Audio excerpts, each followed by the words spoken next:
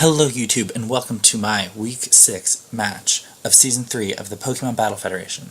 I'm PokeTie90, the coach of your Dallas Staryus. We're currently 3-2 coming off a pretty tough match last week. Check that out if you haven't yet and you're a glutton for punishment. Week 6 we face the Carolina Caterpies, coached by Corey, known on YouTube and Twitter as Banded Caterpie. He's currently 1-4, and yes, we have a better record, but he has momentum coming off a big 4-0 win. While we, like I said, you can check that match if you want. So we have to prove ourselves this week. Looking at our roster, we have Azumarill, Volcarona, Noivern, Blaziken, Celebi, Megatyranitar, Excadrill, Crobat, Forretress, Jellicent, and Articuno. Carolina has Megazard Y, Victini, Milotic, Donphan, Haxorus, Golbat, Raichu, Snorlax, Keldeo, Meloetta, and Venusaur.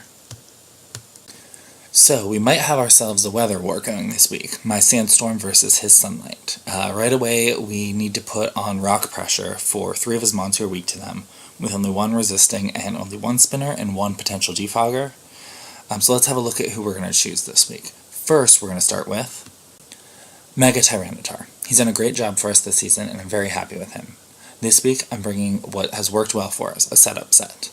We're Adamant, 212 speed to outspeed Timid Keldeo when I'm at +1, max attack, and 44 HP. We're running Dragon Dance, Stone Edge, Thunder Punch, and Ice Punch. When I'm at +1, I can OHKO everything except for Milotic, Donphan, and Snorlax, and all of those are 2-hit KO'd, and none of them can OHKO me back, so I can take care of at least one of them from full. Next on the team will be Forretress. This week I'm bringing the new guy with a set I have never run on him before, Cussed Up Berry, which allows the user to go first the turn after they enter 1/4 of their full HP or below. It's the standard berry proc level, but with sturdy ability I can set up rocks, take any hit, hopefully against a lead Banded Victini or Zard Y, something to that effect, and then especially if Victini is banded into, or scarfed into V-Create. I'll take it out with Explosion, because it'll be -1. I'm also going to run Rock Slide, so I can take care of Zard Y after it hits me with a fire move. And the final move, in case I don't get taken immediately to Sturdy, is Toxic Spikes, to punish Donphan when it comes in to try and spin away the hazards. So third this week, I'm going to bring Jellicent. Last week, we certainly could have used her, and I'm not missing out this week. Jellicent is going to be running Water Absorb with max HP and max special defense to take on Milotic, Keldeo, and Charizard Y specifically. It can take Solar Beams for days, recover up until the sun goes down. I can take anything that Milotic wants to do. I'm running only Scald as offensive move, but I'm running Toxic in case Toxic Spikes don't stay up. I'm running Taunt to handle Milotic on the switch, hopefully, not let it Toxic me, not let it recover, make it have to switch out again, and I am running Recover, of course. Fourth this week is going to be Azumarill. This Azumarill is going to have the Rindo Berry to survive a Solar Beam from Zard Y, and be able to Revenge Kill with Waterfall, plus Aqua Jet, even in the sun. Beyond those 2 moves, I also have Knockoff, in case Golbat exists, and Ice Punch, which will handle Golbat. Venusaur, it has pretty good coverage, of course, against this team. The only one who would have been hit harder by the Fairy coverage is Haxorus, but I don't think he's going to bring Haxorus this week. So fifth this week for me will be Excadrill. This week's Excadrill is not Sand Rush, but Sand Force. And the reason for that is I'm giving it Choice Scarf. I don't need the sand obviously will help me.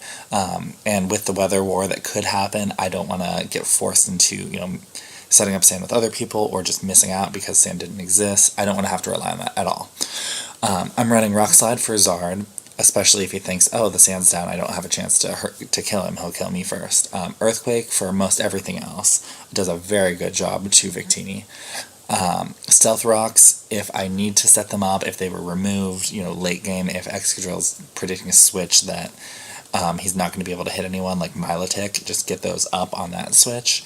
And then Facade, in case I somehow get burnt, maybe by Scald from Milotic, that I survive and don't go down to the burn. I don't know, it's very, basically I only need Earthquake and Rock Slide. And the final slot this week will be Celebi. I was very nervous about bringing her this week with all the powerful fire types my opponent has running around, but avoiding those, I think she can definitely do some work. I have Thunder Wave for incoming switches unless Toxic Spikes are up. I have Giga Drain for sustain, and Donphan expecting a Thunder Wave if I've revealed that.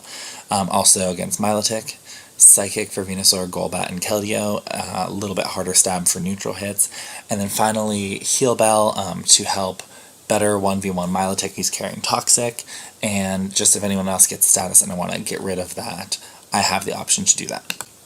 So here's an overview again of the team I'm bringing this week. Good luck to you, Carolina and Corey.